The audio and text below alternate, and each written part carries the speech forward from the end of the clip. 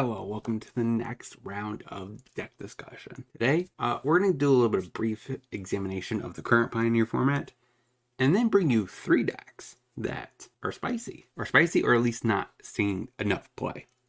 And we're going to highlight them today, because like I said in previous videos, I feel like this is my job as a content creator, is to highlight decks that put up results that are not seeing constructive play as much. So, of course, the meta has definitely rogue right now. We have Mono Way on the down tick, Green on the down tick. We have Is it Phoenix on the down tick, which is, I guess, is not, I guess the worst thing on the planet, but it's kind of interesting to see the power vacuum switch out of the current format. We have Rector's mid-range, of course, has a strong arrow up, so it's increasing by a ungodly rate. So, and Azorius controls on the uprise, so is Gruul Vehicles, because Mono Green Devotion's on the down tick, means Gruul Vehicles can compete, because Gruul's worst matchup is probably green. So that all makes perfect sense. So, let's get into the 3 decks that I like from these last few days of 5-0 leagues. Let's get into it.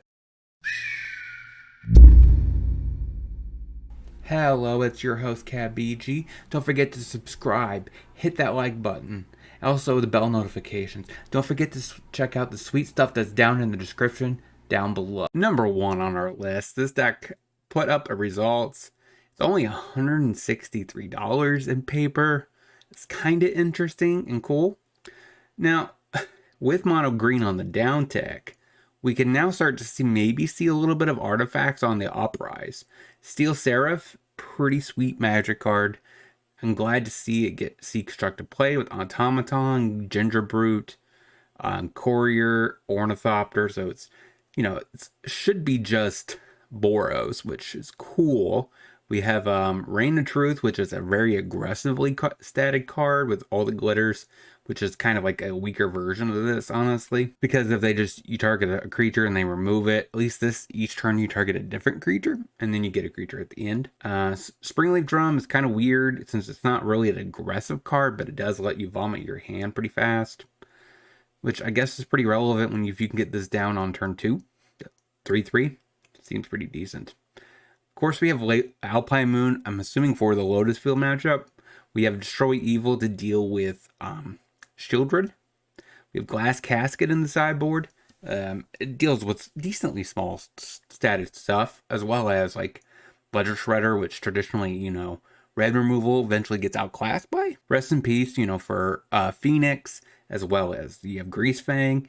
And Showdown of the Scalds is more for your nutrition matchups. So, like if you face control a lot, you kind of want to have something that can help refuel your hand and fight through the mini sweepers that are coming your way, while still allowing you to apply pressure, because of the second mode and the third mode are pretty decent at allowing you to get big dorks, attack. So each component here adds an enchantment to help with Reign of Truth and all the glitters. So I really like this deck.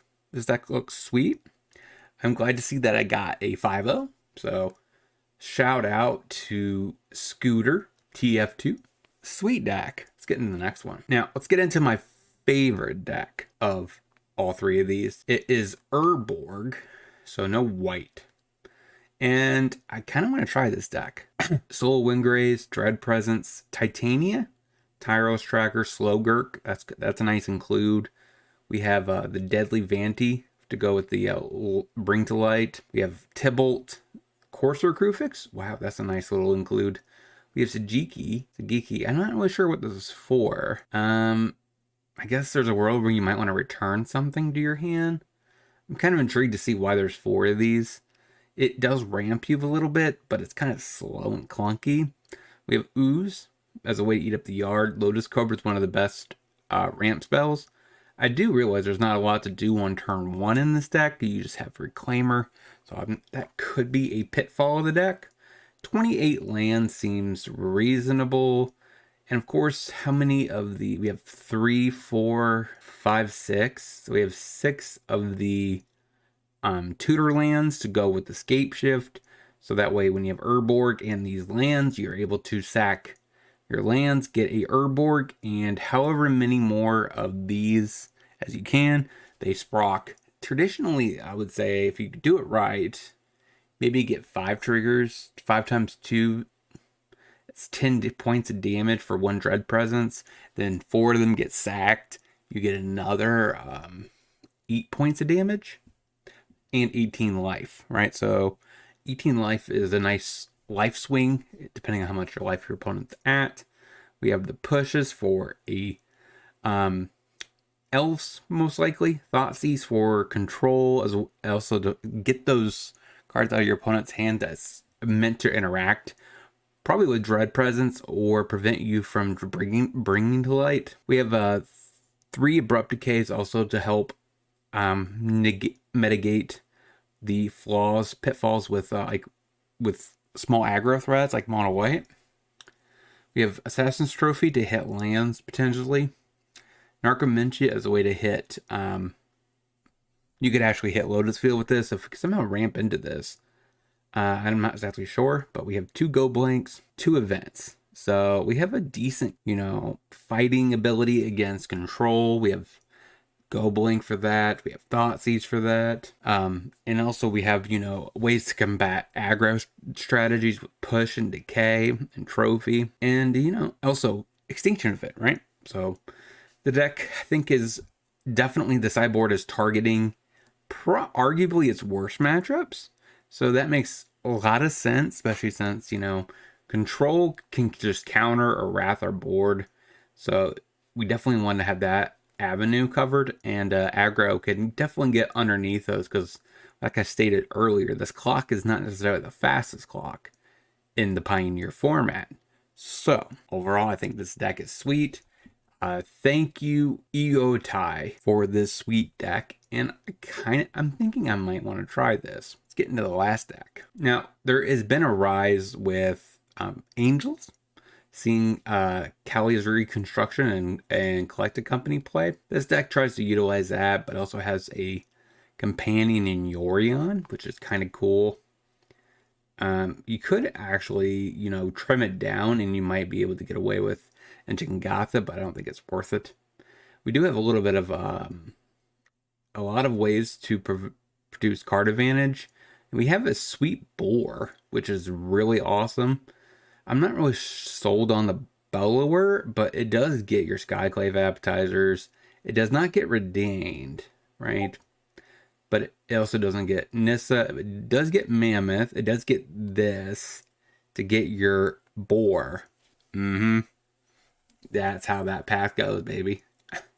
We have Extraction Specialist as a way to get back our Fauna Shamans, as well as any other 2-drop. Most likely Voice of Resurgence, because it's going to have to be answered probably right off the bat, because it's really good against control and black base removal, Rakdos. So that's really awesome. We have the Elves for facilitating early game, and then we can easily put down a 3-drop. Ooh, we have a one of Eldrazi Displacer that we can get with Fauna Shaman. Man, or we can get with the Bellower. There's a green creature. Never mind. But it's really awesome. I like this deck. We have ways to get, quote unquote, card advantage with things like Augur of Autumn. So, and Arcanum of Myriad. So there's a lot of cool sub-theme hate bear cards in this shell. I think this deck is pretty sweet. I don't necessarily know if I would want to try through a league myself, but I do think this is more up your alley. I would highly consider it. Thank you, Claudia, for this sweet list. 31 lands plus 2 MDFCs seems pretty decent. Especially since we're only 2 colors. We do have a lot of dual lands in this deck, which is pretty good for being, consistency. Sideboard wise, we have 2 Rest in Peace for the graveyard matchups. We have a 1 of Spellbinder, Guardian of Faith, Night of Autumn. This, ironically, can be got by this. So that's kind of awesome. We have another Redained if we need that in certain matchups.